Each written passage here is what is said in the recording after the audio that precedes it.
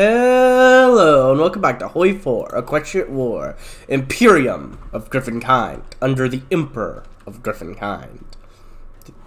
Meanwhile, in another timeline, the door to the throne room in Castle of Friendship bursts open, revealing a disheveled-looking purple unicorn covered in loose scrolls and dust. Sorry, I was just trying to find more information about, well, Rarity waved a hoof, alleviating Twilight's panicked demeanor. Oh, don't fret, my dear. I'm sure you'll find where the friendship map wants us to go. Discern it. Don't that map know that this lousy time for a friendship problem? Grumbled Applejack as she observed all 6 of the gathered ponies, cutie marks hovering over what was clearly not a map of Equus, but rather an unfamiliar golden brown road. It looks scary, murmured Fluttershy. Pinkie Pie on the other hoof could not take her eyes off the slowly spinning globe. Hey Twilight, is this gonna be like that place where the things happen? Pinkie, you're a genius! Interrupted Twilight, causing Pinkie to grin wildly. If I can readjust the spell matrix for the mirror portal, I think I can get us to the place where this friendship problem is.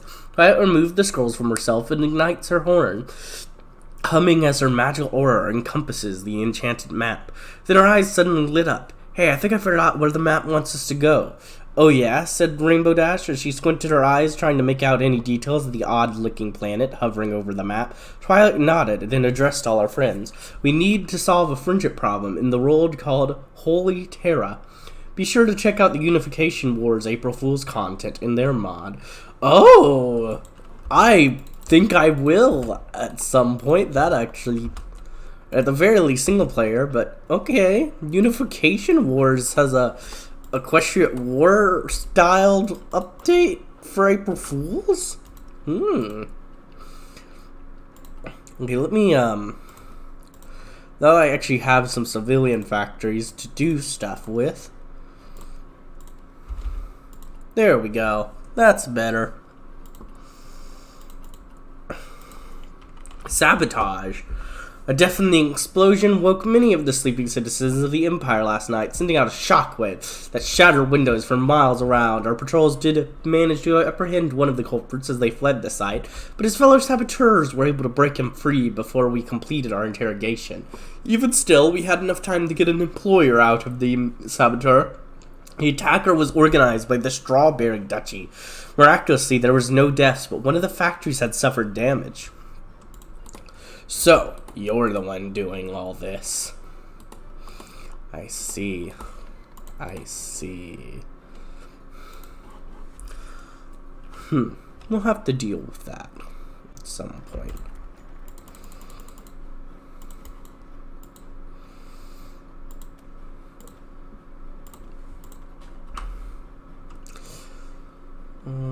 Yeah, that should get rid of some.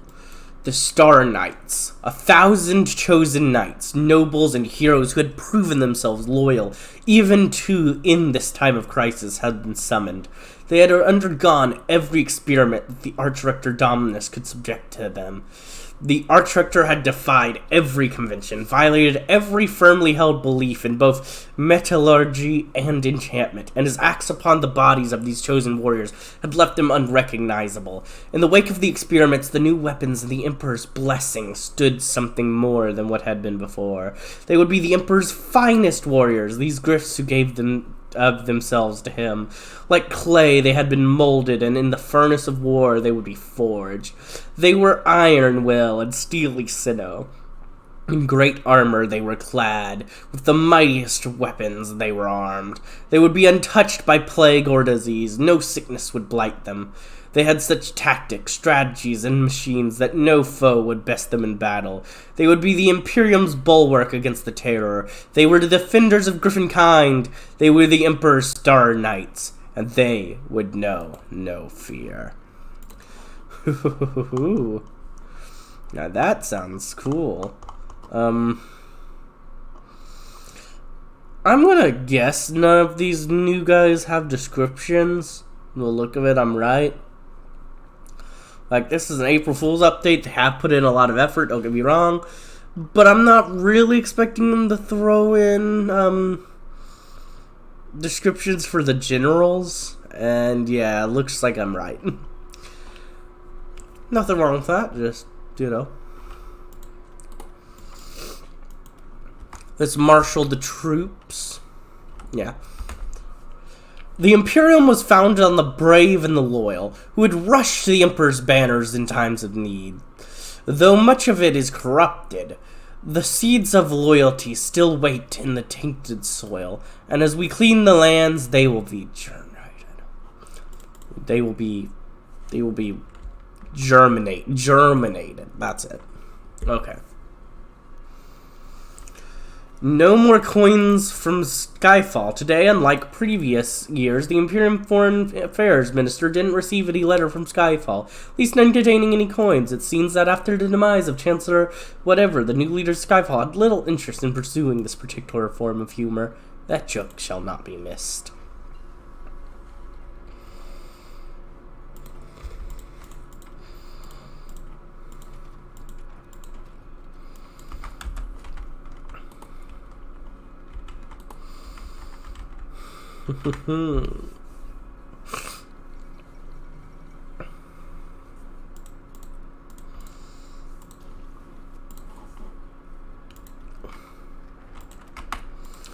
Marshal the troops has been done. Now we will do on loyal Imperium. Too long the Imperium was divided in its loyalties.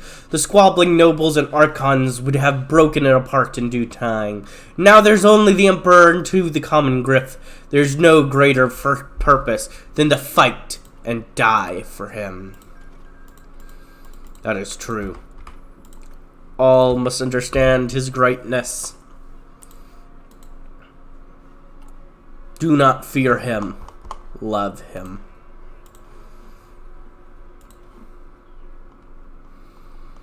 Let's see, what sort of generals do I got around here now?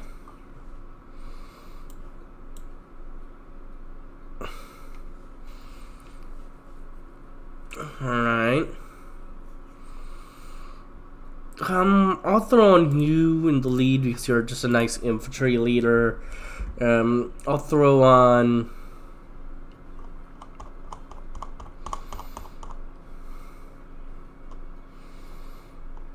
You're good, you're charismatic. Do I have anyone tank related?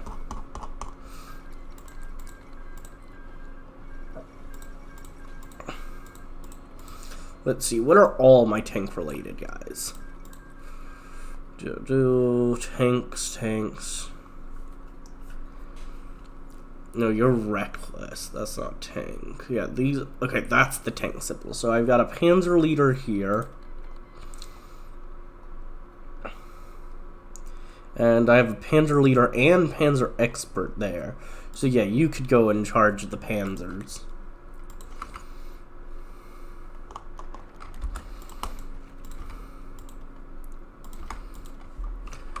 Knowledge is power. The throne room in the palace was filled with a resonating boom of proclaiming bassy voice as the Emperor finished his latest demands for information. A small troop of functionaries scuttled away in quite the hurry, eager to facilitate the request for knowledge. Albrecht Deftplume was one of these low-level bureaucrats and information mongers. The Griffin darted this way and that, practically diving his way through the palace to find the administration records that were needed to placate the liege lord. It must be here, I'm sure of it. Maybe here or over there? Albrecht muttered, almost seeming possessed with a near-divine thirst to find this knowledge. He knew was somewhere in the pile of records in this particular annex. A number of scrolls were nearly thrown out of the way as Albrecht scrambled, driven with zeal to find that which had been requested. What irked him more was that he knew where the scrolls were, but could he lay a claw on them right at this moment, right at the time when they were needed? Of course not. And that was the infuriating part. Why was it always the case that the things one wanted to find or read were the most out of the place? Finally, after what felt like a lesser eternity, Albrecht saw the coded scroll markers that indicated he'd found the document series he needed. With a small caw of exultation, he snatched at the small bundle of scrolls and peered through one or two in order to confirm these were correct. Yes, infrastructural reports, familial histories of the Imperium in recent decades, technical records for standard equipment, and even diplomatic records from meetings with the other Reichsback states. Intriguing. Still, there were the things the Emperor had demanded.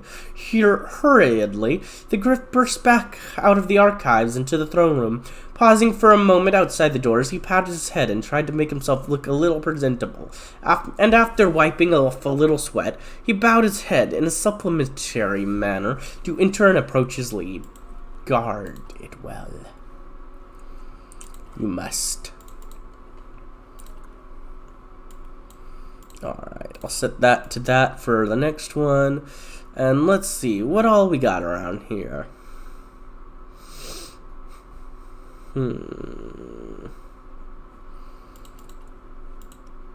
Let's see, we need these for my min. Let's see, what? Mad Genius. The Golden Fire. Alright, can these work with anything? Do these only work with you? Okay, these are for my Star Knight specifically. Got it. We'll set those up for next.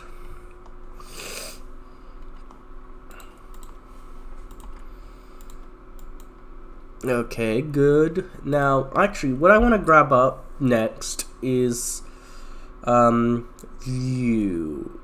Yeah, let's get army morale person. Plus, getting that army experience will be nice. And now we're going to save up for a political person.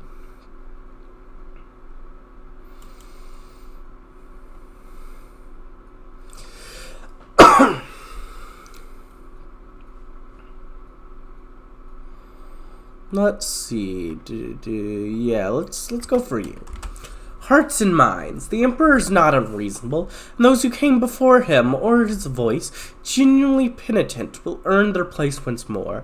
Those who come before him with false plans or hidden agendas, however, will pay. The Emperor knows their hearts and their minds, and he will judge them. Woohoo. That's our Emperor. What a genius.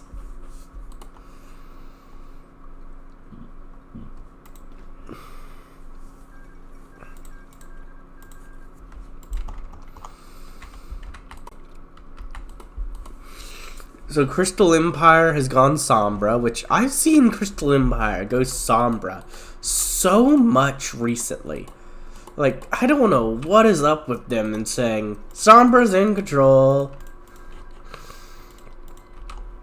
But it's like every single run, they go Sombra.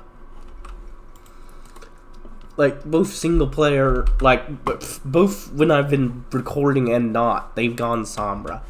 I don't know why, but they love Sombra recently.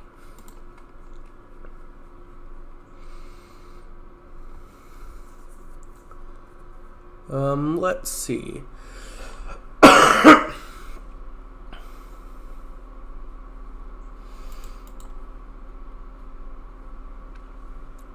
This gets rid of the Arcanate of Boris, but that's this thing. Okay.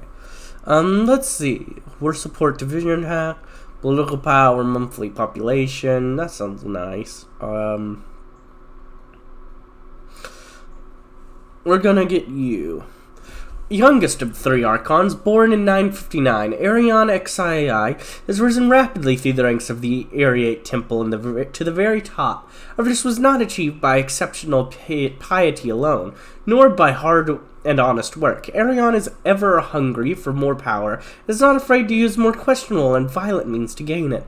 Now that he has achieved supremacy in the Arcanate area itself, he has grown his temporal power as well. All this has made Arion rather unpopular among the nobility and the clergy, who see him as a threat and a lunatic. The hatred is mutual, as Arion often rants about the corruption of the nobles and Griffonia and the sins of Ramau, and the incompetence and lack in zealotry of the priesthood. Many commoners are swayed by his fiery and passionate speeches, especially among the lower classes. Arion's control of the education contributes to this, as young students are indoctrinated and turned into faithful servants of Ares. Arion is power-hungry, none can deny. He's a devout area as well. His parents, poor industrial workers in Ramau, were very religious and conservative and sent all their children to a temple school. There the eyes of their youngest child, Lares Whitefeather, were opened, and he became a faithful servant of Ares, the goddess of fertility and family. After becoming an archon, Lawrence chose the archonal name of Arion. Even to this day, Arion sends money to his old parents and preaches the importance of traditional values. Arion has a tenuous relationship with his fellow archons of the Borean and Archean temples. As Arios is one of the most influential griffins in the Heartland, Arion always seeks to impress him and earn his favor, so Eros would entrust him with more power. Eros sees through his act, however, but sees him as a useful, powerful pawn. Proteus, on the other claw, openly distrusts and dislikes Arion, and Arion despises him in return for his lack of piety and the neglect of clerical duty. The two only work together because they must. Yes, they must. Under me. Weakness is not treason per se, but failure to carry out one's duty is to betray one's oath all the same. The weak serve only one purpose for us: a warning example to others.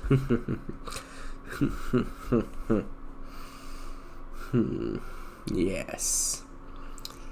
That is all they are, and that's all there ever will be.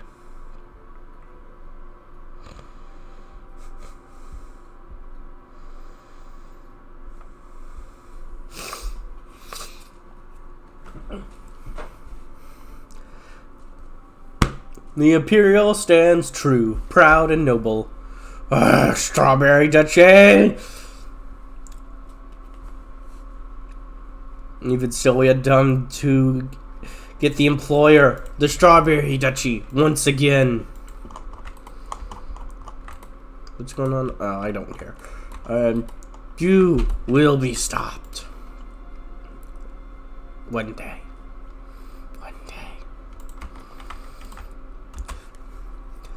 In the lands of the disloyal, below our claws, in the streets and houses, the whispers of treason and deceit flourish. Even after the mist, they still continue. They will be found, and they will be disposed of. It in a fitting manner, as befits these vermin. Yes, that is true. They will be removed.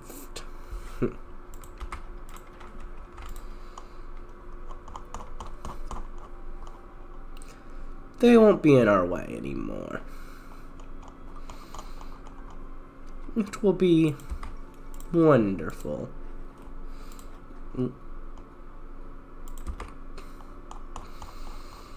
No, actually, yeah, I want to grab up you. That sounds good.